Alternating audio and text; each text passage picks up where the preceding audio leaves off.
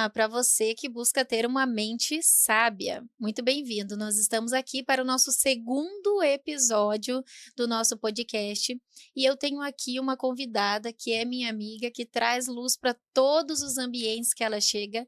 Muito bem-vinda, Cássia Molina. Obrigada, Kemily. Bom dia, pessoal. Tudo bem com vocês? Olha essa galera aí procurando ter uma mente sábia, né? Primeiramente, obrigado, Kemily, por esse convite maravilhoso. Que eu já estava ansiosa aqui para chegar sexta-feira. Chegava a segunda, mas não chegava a sexta. Nossa, muito bom ter você aqui com a gente. Esse tema gerou muita curiosidade, fragmentos emocionais, afinal, o que é isso, né? Por que que nós vamos falar desse assunto? Mas primeiro eu gostaria que você se apresentasse para que as pessoas te conheçam um pouquinho melhor. Perfeito. Bom, eu sou a Cássia, né? Cássia Molina. Sou filha de um Deus vivo. Sou esposa do Rafael Quanti. Sou mãe do Carlos Eduardo, de 9 anos, do Teodoro, de 3 aninhos aí, que vai fazer 4 já em fevereiro. E sou obreira hoje da Igreja Internacional da Graça de Deus, que é onde eu congrego. Trabalho hoje com a Sotera Investimentos, né, que vocês já conhecem. Convido o pessoal de casa também para conhecer. E sou consultora financeira, né? Aí deixa eu pegar aqui o resto, peraí. Não, brincadeira. É só isso, pessoal. Sotera Investimentos, então, o que a pessoa busca na Sotera Investimentos, se ela quiser entrar em contato com você? Perfeito, já começamos com o merchan aqui. Kemily, a Sotero nasceu no coração de Deus antes de nascer no coração do Jaime, né? Que hoje é o mentor da Sotero. E a Sotero Investimentos nada mais é que uma consultora, né, financeira. Então, hoje, nós temos ali uma equipe especializada para trazer o cliente para a mesa, entender qual que é o momento dele e provar que através ali de um investimento correto, ele pode atingir os seus sonhos, seus objetivos, trazer ali tudo que está no papel. Quem está com o seu projeto 2025 aí, né? Tudo que está no papel, o carro, a casa, a moto, a viagem, família, que pode ser resolvido com um belo planejamento financeiro, né? Que não precisa deixar no papel para 2026. Dá para realizar com a Sotera Investimentos. Pega essa, Jaime.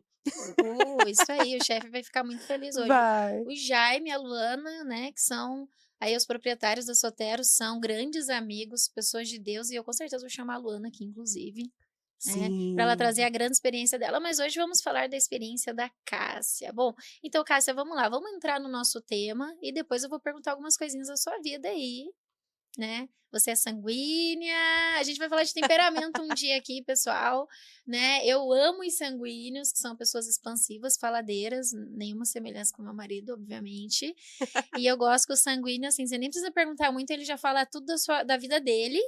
Então, se o pessoal tá curioso, não se preocupe, a Cássia vai falar tudo que eu perguntar aqui, tá, pessoal? Então, vai ter um momento aí, né, de aparecer alguma perguntinha no canal. Se aparecer aí, vocês me avisam se aparecer alguma pergunta que nós vamos colocar aqui. E me diz uma coisa, Cássia, então o que seria fragmentos emocionais?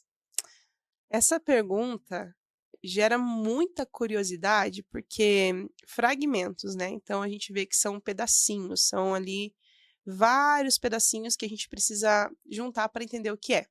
Quando nós falamos de fragmentos emocionais, a gente começa da infância, né? Então, assim, nasceu lá a Kemily, nasceu a Cássia, e ali teve uma casa, um berço, uma família, e ali foram construindo esse caráter, essa pessoa com emoções, né? O ser humano é emocional, o ser humano é emoções.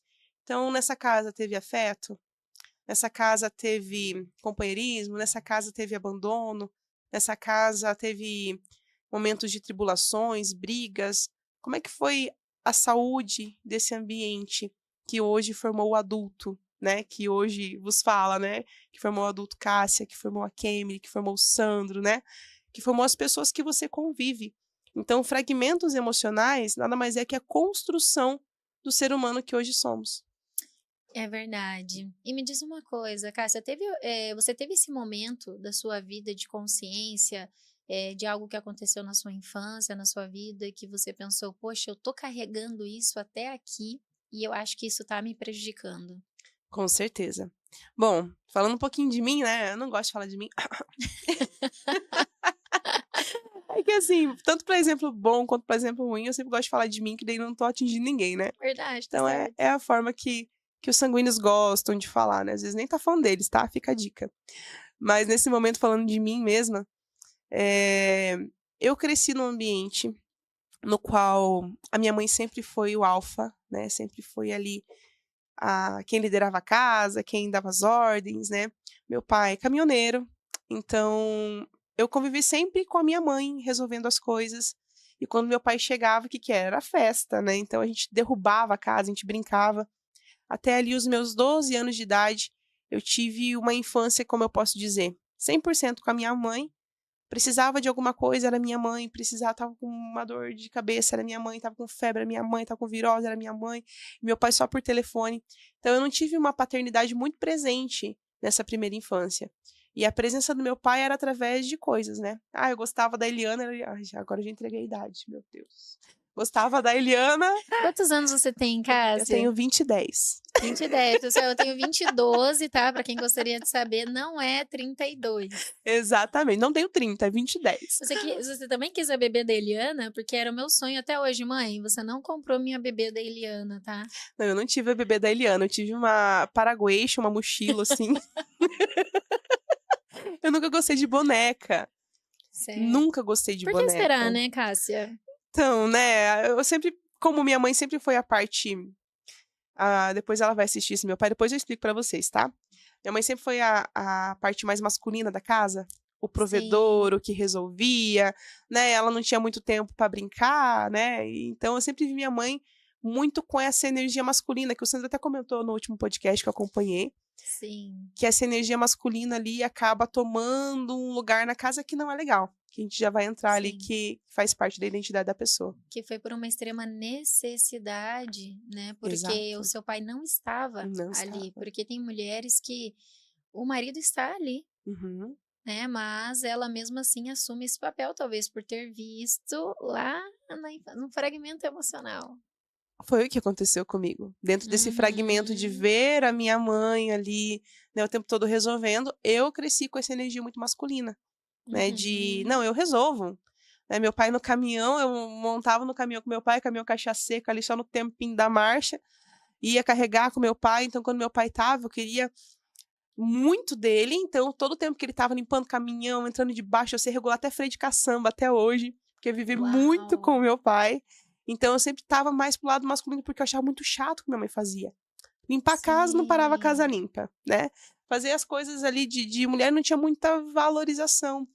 E com certeza ela não estava muito feliz com tudo que ela tinha que fazer, Sempre então... estressada, né? Perdão, mãe, mas é verdade. Não, mas na verdade, assim, como, por exemplo, minha mãe foi mãe solo, Sim. né? Então, e minha avó também fugiu do interior do Paraná com os filhos em cima de um caminhão e criou os filhos sozinha, porque o meu avô era esquizofrênico, batia em todo mundo da família, tentava matar e tal. Então, duas mulheres extremamente fortes que tiveram que fazer o papel de pai e mãe.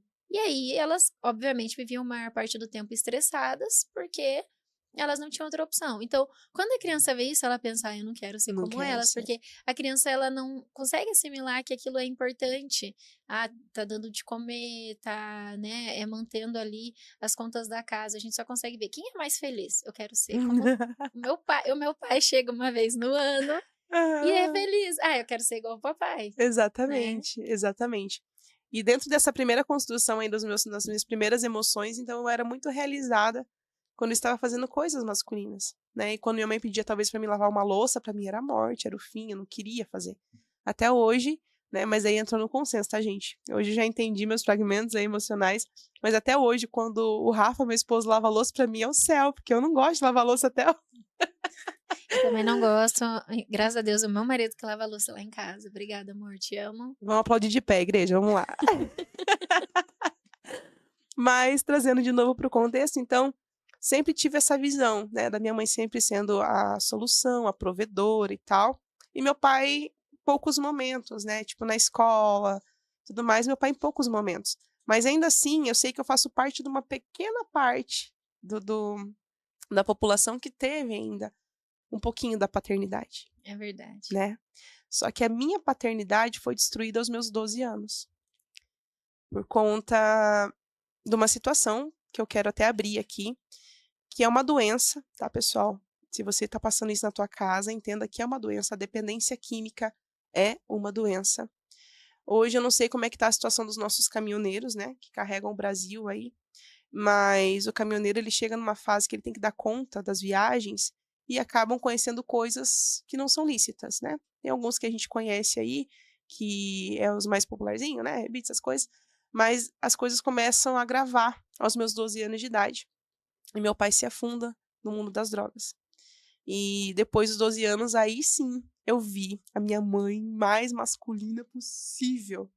Então, naquele momento de descoberta, a minha visão para o meu pai não foi mais de paterno, foi de meu irmão que dá problema, Sim. entendeu? Então, ali que era, bom, adolescência, né? Pré-adolescência, que era um momento que talvez eu precisasse de mais paternidade ali e tudo mais, eu não tinha olhar de pai. Eu olhava como se fosse meu irmão problemático mais velho. E as coisas foi pegando uma proporção no qual a gente já teve meu pai em situação de rua, já teve o meu pai, assim, em situações que eu orava a Deus e falava: Senhor, me deixa sentir o teu cheiro nele, porque o meu estômago é muito fraco.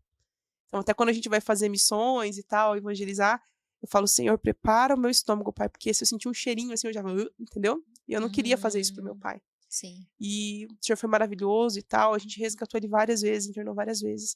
Hoje, para honra e glória do nosso Deus, meu pai está 100% limpo, resgatado, né, trabalhando, ele é um excepcional de um profissional.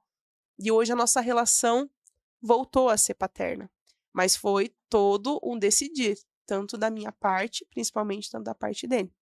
E ainda falando de infância, eh, minha mãe trabalhava muito, então quem me criou foi quem? Foi a TV, que na época eu tinha, né, as piazadas da rua, então os piá iam jogar bola, eu ia jogar bola também, minha mãe falava: "Não é pra jogar bola com piá", eu: "Tá bom mãe, eu vou assistir A Bela e a Fera", até hoje é meu conto de fados favorito, é A Bela e a Fera, mas estava enjoando já, né, então eu saía brincar, então foi a rua e a TV. E se a gente trazer também pra realidade das nossas crianças hoje, nós trabalhamos, né, tem gente aí que trabalha mais de 12 horas por dia, então quem que tá criando os nossos filhos? As redes sociais, o YouTube. Ainda bem quando o pai baixa o YouTube Kids ainda, né, o YouTube paga é o patrocínio, né. Tem aquele cuidado de ver o que o filho está assistindo. Então, o que está construindo, quais são os fragmentos emocionais que está construindo essa nossa geração? E a minha geração, que é millennial, né, a gente estava até falando, né, das gerações, tanto da geração X, Z, a millennium, agora tem a alfa, a beta, em breve virá o ômega. Brincadeira, a gente não posso perder uma piada. Mas todas Sim. as gerações, elas precisam dessa construção, desses fragmentos emocionais para se tornarem adultos saudáveis ou não. Olha só, Cássia, que importante o que você falou sobre uma desconstrução da paternidade. Você estava na pré-adolescência, 12 anos de idade, adolescência, na verdade. É a fase em que as crianças entendem, descobrem que os pais não são perfeitos, Uhum. né? Porque a criança tem essa visão de nós, por isso que ela aceita tudo. E agora ela decide buscar outras referências. Só que exatamente nessa fase, em que geralmente até é onde os meus pacientes chegam no consultório, porque os pais não sabem o que fazer, mesmo estando tudo num padrão ali aceitável, de repente você vê o seu pai entrando, né, no mundo das drogas e tudo mais, então deve ter sido muito difícil para você. Qual foi o momento, o que fez a diferença para você perceber que essa paternidade fez falta na sua vida? Como que você descobriu isso? Porque é um assunto que, apesar de hoje termos vários livros, coisas que falem sobre paternidade, muitas igrejas não têm acesso a esse conteúdo, não falam sobre isso, inclusive muitas igrejas falam de um Deus soberano, né, quando nós vamos orar. Eu tenho um grande amigo chamado Tiago Alves, ele e a esposa, a Jussiele, eles lançaram um louvor e tem uma parte do louvor que fala: "Não preciso te chamar de Deus, posso te chamar de pai". E eu lembro que eles foram ministrar em uma igreja e os pastores chamaram ele para conversar, pedindo para que ele tirasse esse trecho do louvor, porque era uma irreverência. E ele ligou para a gente perguntando, e a gente falou: "Não abra a mão do que Deus te revelou". Glória a Deus. Então você vê como existe uma resistência, né, de assumir essa paternidade de Deus, de realmente fazer como Jesus, ó, ele é pai. Vamos chamar ele de pai daqui para frente. Quando que você, ou com quantos anos, ou em qual situação que você pensou, poxa, faltou paternidade na minha vida de fato? Então, eh, eu sempre falo que ser convertido e ir à igreja tem suas diferenças. E a gente começou a ir à igreja desde muito pequena. Minha mãe era catequista, né, e tudo mais.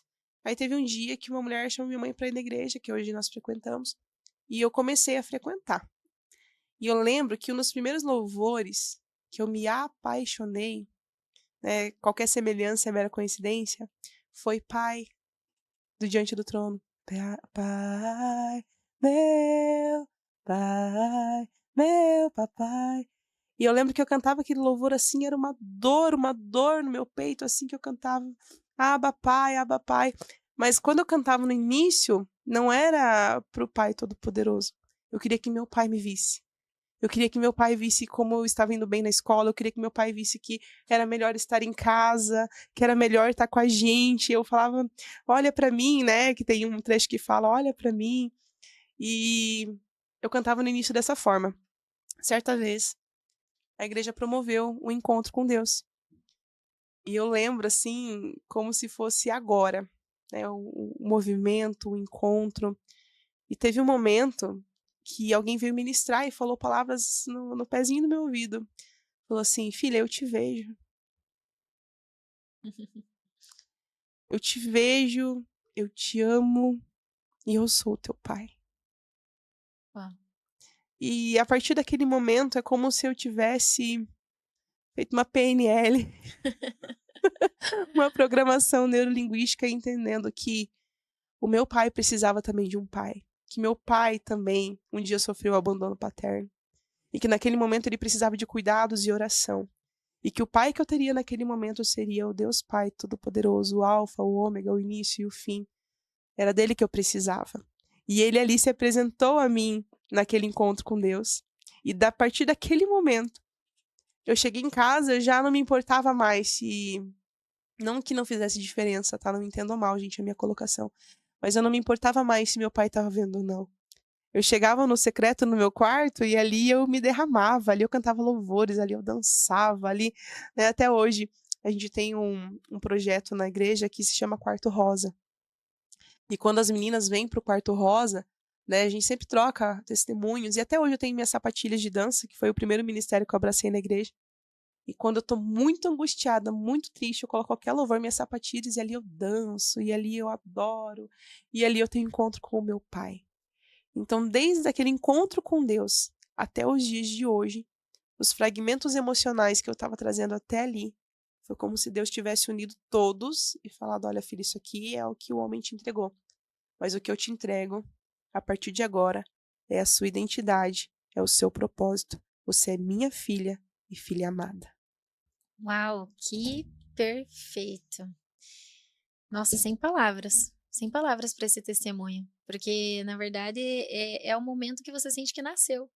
Nasci. E só quando a gente tem uma experiência com Deus dessa forma é que a gente entende isso. E as pessoas, elas não conseguem entender porque você, de repente, perdoou o seu pai, porque você conseguiu recomeçar, porque você conseguiu compreendê-lo, mas é porque Deus se revelou a você como pai. E Sim. eu entendo completamente quando você diz que não importava mais se ele estivesse ali ou não, não no sentido de desprezo, mas no sentido de porque Deus, a paternidade dele, completou você, né? E eu tive acho que você sabe, né, que eu também eu não tive pai, na verdade eu nunca conheci, e eu tive uma experiência num encontro com Deus um pouco diferente, porque era um encontro que eu estava servindo, era um encontro de juvenis, então era de 10 a 12 anos. E tem a torre de oração, né, em que nós nos revezamos para orar pelas crianças enquanto elas estão sendo ministradas. Então, um líder supervisiona as crianças, o outro ora pelas crianças. E nesse momento, eu estava de joelhos orando, eu já tinha ali, acho que 25 ou 26 anos, já tinha o Caleb, pequenininho, e uma moça veio, no pezinho do ouvido também, falou assim, fale papai. E eu não conseguia falar. Você tem que dizer a palavra papai. E ali eu me dei conta de que eu até falava para as pessoas, não, eu tenho um pai perfeito, mas eu não tinha recebido essa paternidade de fato. E a minha boca travou, eu não falava, então eu comecei a chorar e comecei a dizer papai. E ela me deu uma visão impressionante. Ela disse assim: "Agora você vai ver uma escada", e ali é por isso que eu falo que Deus é PNL, né, porque você vai visualizar uma escada e você é uma menina de assim, com os cachinhos na ponta, de vestidinho, aquela típica cena de desenho, e você vai subir. Você vai subir a escada e lá no topo vai ter um trono e o teu pai está sentado lá. E quando você chegar lá, você vai sentar no colo dele e ele vai passar a mão nos seus cabelos. E foi muito forte para mim, assim, isso. Eu até me emociono porque quando eu era criança, quando eu fiquei adolescente, eu falava assim: "Nossa, nunca um homem passou a mão nos meus cabelos", porque meu pai não estava aqui para passar a mão nos meus cabelos. E quando ela disse isso: "Agora ele está passando a mão nos seus cabelos e ele está te abraçando, porque ele é o seu papai". Menina, foi assim a melhor experiência da minha vida, sabe? E daí eu fiquei falando papai, papai, e saí dali outra pessoa. Foi esse encontro mesmo de filha amada que eu tive, assim como você teve. E eu achei muito lindo a forma que Deus fez isso, porque daí em agosto era Dia dos Pais e o Sandro passou mal. O Sandro iria ministrar no Dia dos Pais na igreja. E ele falou: "Amor, vai ter que ser você em cima da hora". E eu ministrei e contei essa experiência. E várias pessoas da igreja foram curadas na sua paternidade através dessa experiência. Daí realmente aquela sede que eu tinha de conhecer meu pai, saber quem ele era, ir atrás dele, acabou.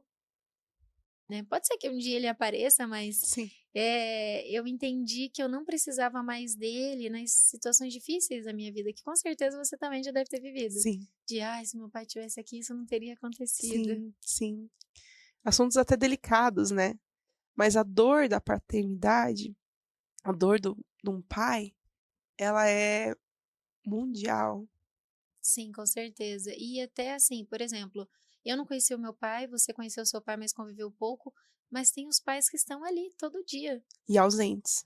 E os filhos não sentem que tem um pai, né? E na verdade, muitas pessoas me perguntam que, Emily, eu não quero que meu filho sofra, eu sei que eu tenho defeitos. Eu falo, então apresente o pai perfeito para o seu filho.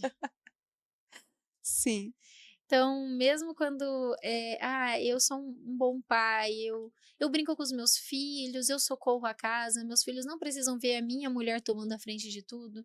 Falei, mas nunca deixe de, no fim do dia, fazer o devocional com eles e apresentar: olha, quando o papai falhar, vocês têm um pai perfeito. Podem recorrer a ele o dia que eu não puder fazer o meu papel devidamente. Porque daí ele não vai estar revoltado com você. com certeza. Com certeza. E quando a gente mostra essa fraqueza, essa humanidade, nós somos humanos, nós somos falhos, né? Nós somos pecadores, mas porém buscamos não viver em pecado. Quando a gente mostra essa natureza, essa fraqueza aos nossos filhos, eles nos amam ainda mais. Ah, isso é verdade. Eles nos amam ainda mais. Tipo, tá tudo bem, mamãe. Tá tudo bem, papai. Né? Tá tudo bem. Esses dias, que dia que foi, não lembro agora. Eu sou muito emocionada, né? Sanguínea, tudo é 8 ou 80. Ou eu tô muito feliz, ou eu tô muito triste. E a minha mãe agora, até, né, ela mandou te entregar um beijão, que ela já tá com saudade de você já. Ai, eu descobri quem você puxou. Descobriu? Sim, vocês duas iluminam os ambientes com a alegria, a positividade de vocês. Eu brinco que ela é minha casinha de chocolate, ó. Beijo, meu amor. Mas a gente tava muito feliz, porque a minha mãe, ela tava com quadro. Ela está ainda, né? O quadro dela é de câncer, ela tá com câncer no pulmão. Aí a gente pegou exames que estavam apontando câncer em todos os ossos. E eu fiz aquela oração que você se fala assim: pai, isso tá errado, não tá certo, por quê, Senhor, por quê, né? Essa humanidade. E eu comecei a chorar no quarto e tal, e falando, Deus e tal, por que isso? Me traz clareza, me ajuda na minha incredulidade, que eu tava naquela fase assim que eu não tava acreditando mais nada, assim. Eu falava, Senhor, me ajuda na minha incredulidade, pai, porque olha, e pessoas vindo ao meu encontro e testemunhando que foram curadas e tal. Eu, por que que minha mãe não, Senhor, né? E naquele momento ali que eu tinha acabado meu devocional, tava ali enxugando as lágrimas, meu pequeno veio assim, mamãe, vai ficar tudo bem. E me deu um abraço e um beijo e disse um eu te amo, e ele é colérico, tá? Então, assim, Ele é Isso como não é eu. toda hora que Não acontece, é sempre que nós somos fofinhos, assim. né. E ele veio e aquilo o Senhor falou no meu coração: "Eu tô aqui, filha". Então o meu filho ministrou sobre a minha vida no momento que eu estava fraca. Então, quando a gente mostra que a gente também é falho, que a gente também chora, né, que a gente também tem problemas, eles até ajudam em oração. Então, quando a gente apresenta aos nossos filhos o pai perfeito, né, o pai que é o seu pai também, talvez você está me assistindo agora, e você até não está mais congregando em nenhuma igreja, até não está mais com a fé como você tinha, porque você se chateou com algumas situações, né. Eu sempre digo isso quando eu tenho oportunidade: "Nos perdoe, me perdoe se um dia a igreja te machucou, mas não coloque a culpa da igreja no seu pai. Ele não muda com você, ele é imutável, ele te ama, ele sente falta de ouvir o som da tua voz". Mas aí 8 bilhões de pessoas, não lembro mais a conta, né, mas a identidade que você tem no seu polegar, para Deus a maior identidade é o som da sua voz. Ele conhece a sua voz, ele te gerou, ele te projetou, ele tem propósito para a tua vida. Então não culpe o seu pai perfeito, que é o pai que um dia te escolheu, você não foi o mais rápido, você foi escolhido. Ele te escolheu, ele tem um propósito para a tua vida.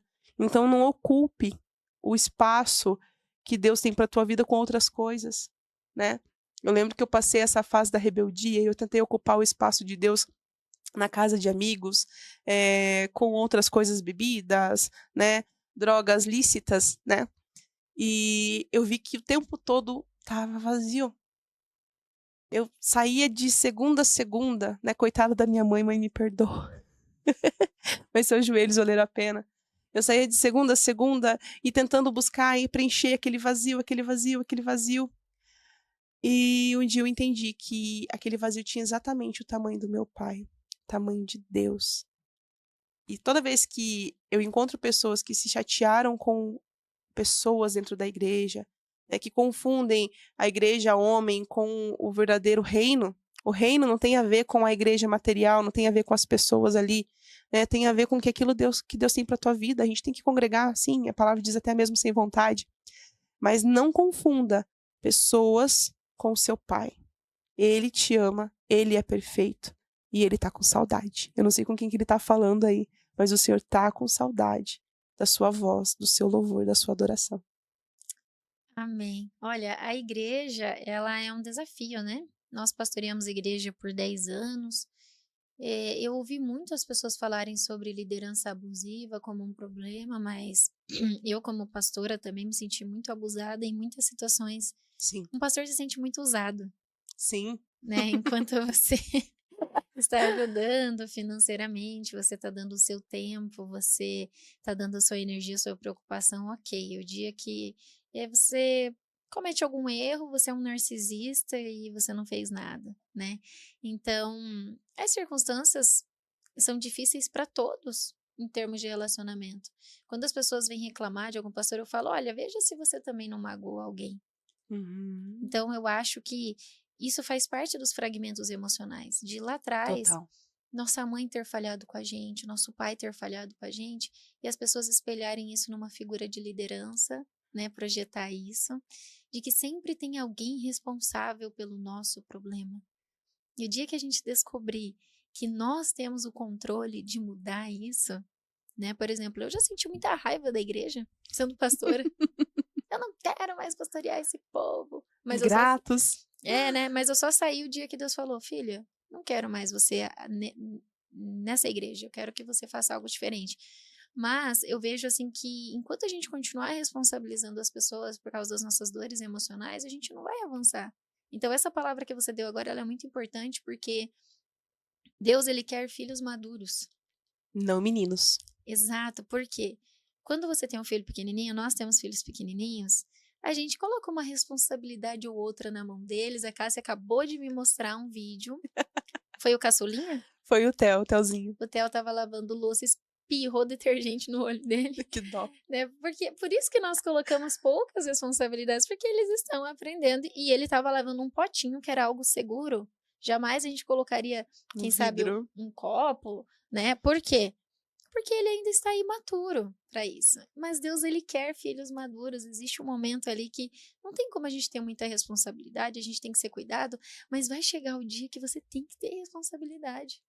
Você tem que amadurecer espiritualmente. E a grande questão, como amadurecer? Porque tem uns crente velho aí, né? Que eles estão há 30 anos na igreja e eles ainda estão se importando com quem não cumprimentou ele. Uhum. Eu vejo que falta muito, né, Cássia? Não sei se você vai concordar comigo, mas eu vejo pela minha experiência pastoreando 10 anos, as pessoas, elas têm uma preguiça de ler a Bíblia Sim. e ter uma vida de oração.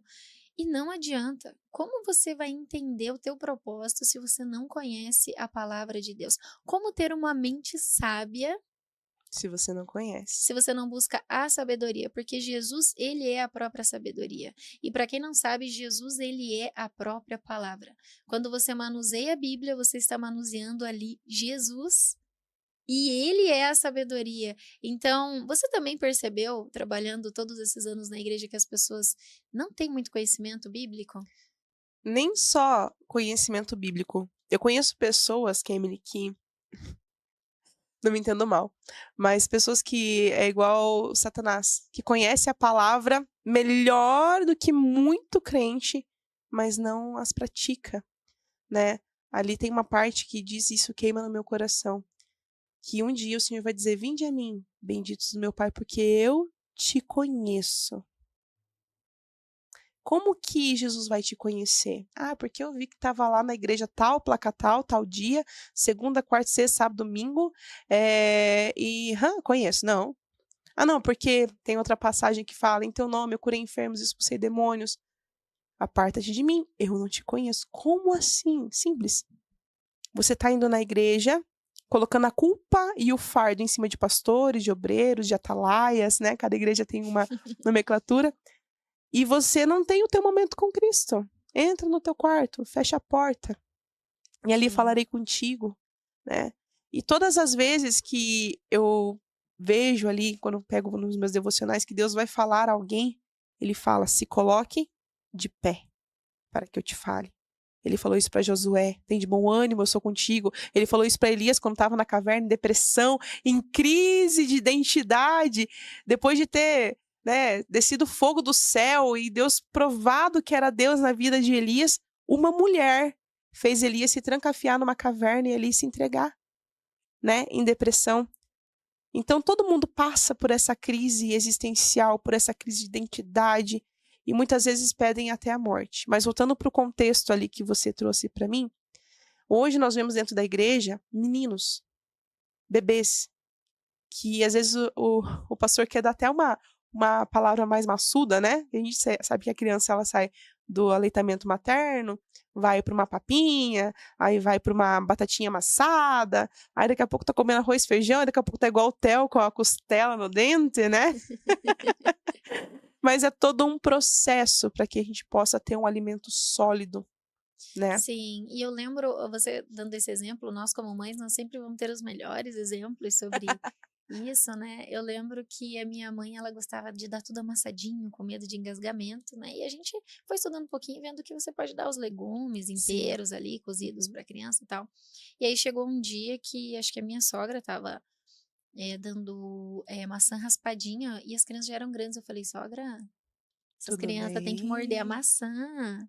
Não dá mais. E tem gente na igreja, assim, numa vibe: cadê meu papinho aí? Entendeu? Ah, Aham. pastor, então o senhor ora lá por mim, porque não sei o quê. Não, não é vamos orar Me juntos, ajuda em me oração. ajude em oração, né? Então eu vejo que essa autonomia realmente eles não querem. E eu lembro que quando nós tivemos entendimento disso, que todos nós somos ministros, não só o pastor, eu lembro que a gente tentou ensinar isso para a igreja. Gente, vocês podem orar, vocês podem fazer, mas eu percebi, antes eu pensava assim: os pastores têm que ensinar, os pastores têm que ensinar. Mas eu tive a experiência de eu ensinar Os e não pastores já ensinaram. adiantar. Então, Sim. até eu achava que muitos problemas existiam porque tinham muitos pastores que não queriam ensinar, que queriam ter todo o poder nas mãos deles, mas não. Eu vejo que tem pessoas que não querem e ponto. E se essa pessoa não quer, ela também não pode ter certos direitos. Eu não quero amadurecer. É a mesma coisa o nosso filho de 4 anos querer dirigir o carro. Não Filho, dá. não. ou não ter, né, a habilitação. Não, mas mesmo assim eles querem um direito. Aí se tem alguém lá que assumiu uma liderança, por que ele? Daí você fala, mas meu querido, você tá até hoje triste porque eu não te convidei para jantar na minha casa? Como que eu vou te colocar numa função para liderar pessoas? Entende? Então, eu vejo que é bem interessante todos esses problemas e como falta sabedoria, né, para lidar com as questões. Então, poxa, eu quero direitos, então eu tenho que ter deveres. Você falando isso me traz rapidamente a história de Davi, uma história muito conhecida, né? Quando Davi foi ungido a rei, ele foi o último da casa, né? Para quem não conhece, vamos fazer um resuminho aqui. Um dia, Samuel, né? Deus mandou ele ir até a casa de lá de Davi, que eu esqueci o nome do pai de Davi, Jessé, de Jessé. E o Senhor falou que ia ungir alguém ele a rei, porque Saul já havia sido rejeitado por conta do orgulho. Mas esse é assunto para outro podcast. A pessoa vou chamar a orgulhosa ali. Cássia de novo. Mas quando Davi foi ungido a rei, ele não foi ungido segundo aos olhos dos homens. Porque ele era um menino franzino, a aparência dele não era muito bonita, né? Ele estava fedendo a ovelha, Ele era adolescente. ele era adolescente. Mas o que eu quero trazer com a história de Davi? Por mais que o Senhor ungiu ele a rei, ainda menino, ainda sem nenhuma formosura, ainda fedendo a ovelha, né? O Senhor estava trabalhando com ele ali, porque ele cuidando das ovelhas do pai, a Bíblia deixa bem claro, eu estava cuidando das ovelhas do meu pai. E quando Davi foi ungido a rei, ele precisava dessa experiência. Então ele cuidou primeiro das ovelhas do pai dele, ele foi ungido a rei e demorou anos para que Davi fosse rei. E dentro desse tempo ainda, Davi foi o tempo todo tentado a ser como Saul. O Senhor, próprio Deus, falou: hoje eu te entrego Saul em suas mãos. E ele falou que em nenhum momento ele se levantaria contra o ungido do Senhor. E a Bíblia conta que Davi só reinou quando Saul morreu no fio da própria espada, né? Que a Bíblia relata. Mas o que eu quero trazer dentro desse contexto? Existem pessoas que sabem que tem propósito, que sabem que tem chamado, não se posicionam por conta de meninice, não de sabedoria. Davi foi um homem sábio, um homem segundo o coração de Deus. A gente sabe mais pra frente que ele pecou, você também pecou, né? E Davi tá ali mostrando para você não fazer igual, tá? Você larga a mão de ser crente, né, que pega a muleta dos outros pra você pecar também, não. Ele pecou, a Bíblia relata esse pecado para que você olhe e fale, olha, eu vou ter sabedoria. Eu vi um comentário essa semana e eu achei muito engraçado, mas também muito útil. Qual que é a diferença de você ter sabedoria e conhecimento? Conhecimento é você saber a Bíblia de cabo a rabo e não colocar em prática. Então, conhecimento é você saber que tomate é uma fruta, mas que você, com sabedoria, não coloca ela na salada de frutas. Nossa, perfeito, nunca ouvi Então, falar. conhecimento. Eu sei que tomate é uma fruta, mas eu não vou colocar ele na salada de frutas. Então, essa é a sabedoria. Então, não adianta nada você, como cristão, tá aí 10, 20, 30 anos, 50 anos na igreja, você ter todo o conhecimento, mas não ter sabedoria de colocar em prática aquilo que você absorveu. Então, não existe mais tempo de meninice. Eis que estou à porta e bato. Exatamente. Então, pode falar. Não, fala você, terminei. Então, quando o Senhor está lhe dizendo, eis que estou à porta e bato, se ainda abrires, eu entrarei e cearei contigo, o Senhor quer sentar contigo e colocar ali os pontos que Ele quer para a tua vida. E quanto tempo faz que o Senhor está batendo e você não está assumindo aquilo que Ele tem para a tua vida? Revelação, Cássia. Revelação. Né? Apóstolo Paulo diz, né? Se vocês forem orar por algo, orem para que vocês tenham revelação. Ou seja, para eu ler aquela palavra e ela fazer sentido na minha vida e ela me transformar. Que daí Sim. entra a sabedoria que você comentou, né? Como que eu vou aplicar isso para mim? Sim. E não para os outros. Exato.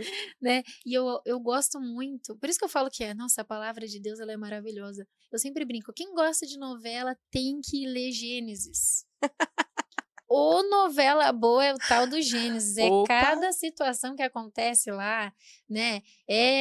Enfim, gente escondendo coisa, gente brigando com gente, Sogra. Aquela cena de Rebeca e Isaac se encontrando, que inclusive é uma simbologia de Jesus vindo buscar a igreja. Sim, maravilhoso. Deve ser uma cena assim de ouro, né? Maravilhosa. Então eu Pra falo quem é assim, literal, melhor ainda, né? nossa, eu falo, então, gente, vocês têm que ler a Bíblia, vocês têm que estudar, porque ela é riquíssima. A gente aprende muita coisa.